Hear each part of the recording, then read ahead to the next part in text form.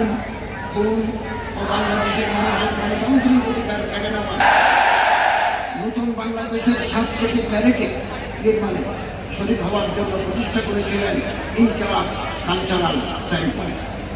বাংলাদেশের সর্বমন্ত্র বিরোধী খুনিরা 12ই ডিসেম্বর দুপুরে জুমার নামাজের পরে তাকে গুলি করে 18ই ডিসেম্বর 2025 রাতে সিঙ্গাপুর জেনারেল হাসপাতালে শাহাদত বরণ করেন বীর ওসমান হাদি। ওরা ওসমান হাদিকে নিশ্চিহ্ন করতে চেয়েছিল, আর ওসমান হাদি হয়ে উঠলেন আমাদের সবচেয়ে বড় প্রতীক, স্বাধীনতা এবং সার্বভৌমত্ব।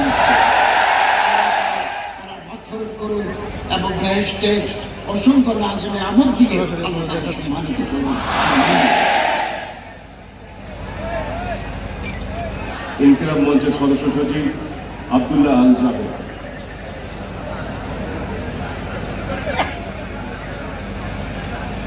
আসসালামু আলাইকুম।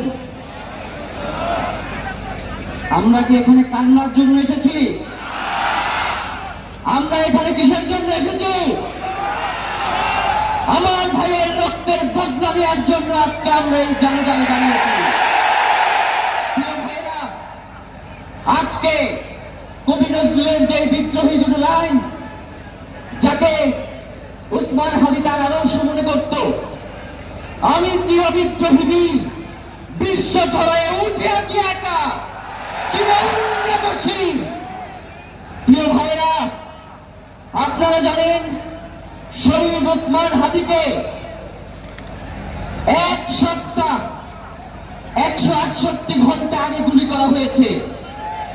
এখন পর্যন্ত কি তার খুনিকে